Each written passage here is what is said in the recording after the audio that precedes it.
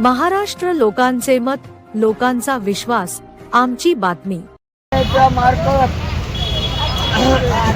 विषय असो, भगवान बिरसा मुंडा यांचा विषय असो, भारतरत्न डॉक्टर बाबासाहेब यांचा विषय असो, छत्रपती शिवाजी महाराज की, छत्रपती शिवाजी महाराज की.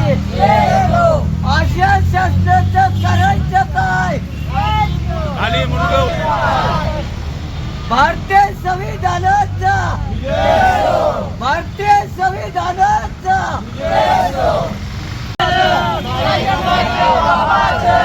कोण मत देणार नाही,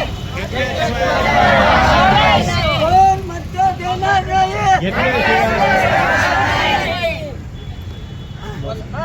आदिवासी पार्टी, आदिवासी पार्टी संघटनेचा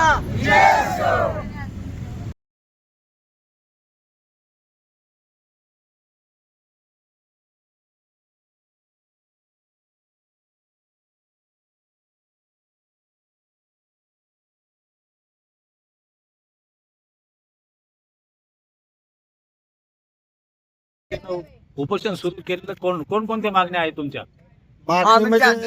आमच्या पारधी समाज, आदिवासी आणि आदिम महासंघ संघटनेमार्फत आम्ही महाराष्ट्र राज्य मराठवाडा विभागातर्फे छत्रपती संभाजीनगर, उस्मानाबाद आणि बीड या जिल्ह्यातील सर्व पारधी बांधव आम्ही एकत्र उपोषण करण्याचा अवलंब केलेला आहे.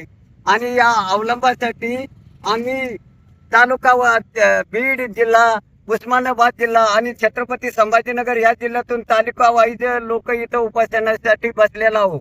आमच्या उपोषणाच्या मागण्या एवढ्या आहे सर, की जे गायरान जमीन वटपट्टे आदिवासी पारध्यांच्या नावे करावे आणि त्यांना 7/12 मिळावा, हे आमचे उपोषणाचे आहे. आणि परत दुसरी आमची मागणी आहे की ज्या आदिवासीच्या जमिनी आहे त्या गैर आदिवासीने हडप करून या समाजाला भूमिहीन केलेला आहे. कोणाच्या प्लॉटिंग गैर आदिवासींनी हडप करून तो प्लॉट त्यांच्या नावे करून परस्पर मंत्री, संत्री आणि पालकमंत्री त्या हॉटेल याच्यासाठी समारंभासाठी हजर राहतात. आणि पण विचार केला जात नाही. या 1 महिना झाला, 2 महिने झाले तर या सगळ्या विभागीय आयुक्ताला निवेदन दिलं, ग्रामीण पोलीस अधीक्षकाला निवेदन दिलं आणि परत जिल्हाधिकाऱ्याला निवेदन दिलं. एवढं निवेदन देऊन सुद्धा सर आदिवासी पारधी समाजाचा विचार केला जात नाही. गैर आदिवासींचं नाव काय? गैर आदिवासींचे मालकी हक्क केलेला सीताराम बंशी पवार आणि घेणारा सचिन राठोड याने गेवराई तांडा येथील गट नंबर 85 प्लॉट नंबर 3 मधील त्याचं क्षेत्रफळ आहे 1215. हे क्षेत्रफळ त्यांनी या मालकी ज्याची आहे त्याची सही नाही, काही नाही, परस्पर त्यांनी रजिस्टरी हे करून घेतली. तर अक्षरशः माझ्या समाजाला वाली नाही. म्हणजे पारधी समाजाची जमीन त्यांनी हडप करून स्वतःच्या नावाने करून घेतलेली. हो, स्वतःच्या नावे करून सुद्धा तिथं दमबाजीचा विषय मांडतात.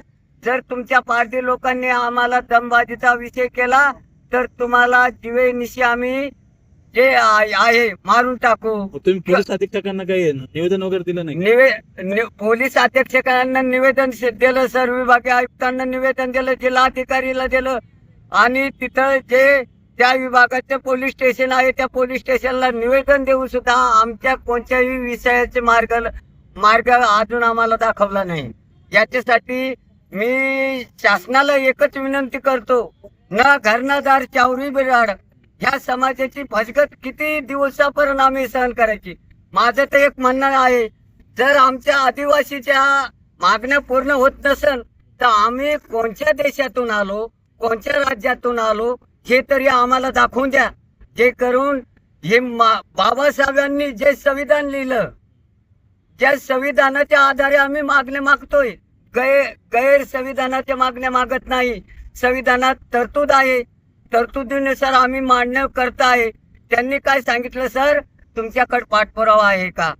जे अतिक्रमण जमिनीत तुम्ही 7/12 मागत आहे, तुमच्याकडे पाठपुरावा आहे का? तर जर पाठपुरावा नसेल तर तुम्ही बेदखल करा. आणि जर त्या कार्यक्रमाच्या आमच्या मागण्या लायक असेल तर शासनाला हे मान्य करावंच लागतील. शासनाचे बरेच जी आर काढलेले आहे की गायरान नाव शासनाने जे आर काढले, शासनाने एकीकडे महसूल मंत्री म्हणतात आदिवासी पार्टी समाजाला स्थायिक करा, यांना वनपट्टे गायरान जमीन देण्यात यावी आणि हे सगळं नियोजन माननीय त्या जिल्ह्याच्या अधिकाऱ्याला दिलं, विभागीय आयुक्ताला दिलं आणि 10 लाखापर्यंत जे व्हॅल्युएशन आहे ते जिल्हाधिकाऱ्याला दिलं, 20 लाखाचं व्हॅल्युएशन जे आहे ते विभागीय आयुक्ताला दिलं.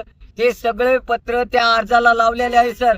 तरी हे शासन आम्हाला काय म्हणतं ते मुठभर काय, ते मुठभर चणे असताना चावून फेकून गिळून टाकतो, अशी आमच्या समाजाची परिस्थिती आज झालेली आहे. किती दिवसापासून तुमचं आमरण उपोषण चालू आहे? आता मी 15 तारखेपासून अमर उपासना बसलो. 3 विभागातले लोक पार्टी समाज माझा आहे सर. त्यांनी आम्हाला असे उडाउडीचे उत्तर दिले.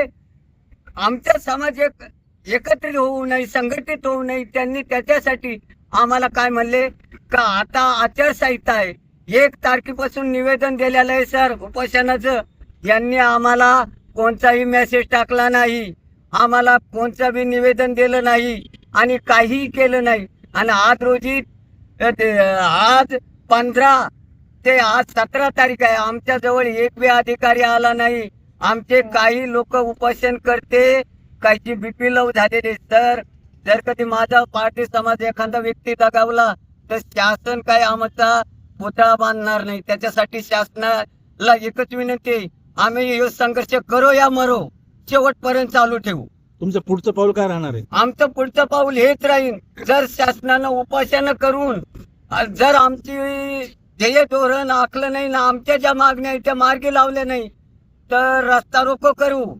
आणि शेवटचं एक आमचं ब्रीद आहे, ह्या जगण्यासाठी असं तर कुजून मारणार आहे तर आत्मदहन करून आम्ही या शासनाच्या दरबारी मारणार आहोत. काय नाव तुमचं? माझं नाव जयनारायण घनश्याम चव्हाण, राहणार टाकळी शिंपी, तालुका जिल्हा छत्रपती संभाजीनगर. सरकारने जे तर एकीकडे जी.आर. काढलेला आहे की 2011 पूर्वीचे जे सरकारी जागेवर अतिक्रमण केलेले आहेत त्यांना जे तर रेग्युलर करणार आहे, तर त्यामध्ये तो मी लोकांनी अर्ज केलाय का तिकडं? सर सगळे निवेदन देऊन आतापर्यंत पहिल्याने 45 दिवस उपोषणाला बसलो, पावसात बसलो, सर्व हाताने पाणी शिंपलं, पाल टाकला, त्या पाण्यात चिखला हाताने फेकला, शासनाला कदर आली नाही. त्याच्यासाठी म्हणलं शासन आपल्या मनावर काय घेत नाही. तर सगळ्या विभागातल्या सगळ्या जिल्हा वाईज, विभागावाईज, तालुका वाईज माझा पार्टी समाज एकट्ठा केला. तर त्या अधिकाऱ्यांनी आम्हाला उत्तर दिलं, तुम्ही उपोषण मोडलं तर बरं, नाहीतर तुम्हाला जेलमध्ये टाकू. सर पहिल्यानं दरोड्या डाक्याच्या केसमध्ये आम्हाला जेलमध्ये म्हणजे टाकलं. तुम्ही लोकशाही पद्धतीने आंदोलन करून स्वतः ते तुम्हाला अधिकारी धमकी देतात? हा, दडपण आणि आम्हाला दमबाजीचा विषय करतात. तर जिसका कोई नहीं है उसका तो खुदा है यारो, हे मला माहित आहे. जिसका कोई नहीं उसका मीडिया है.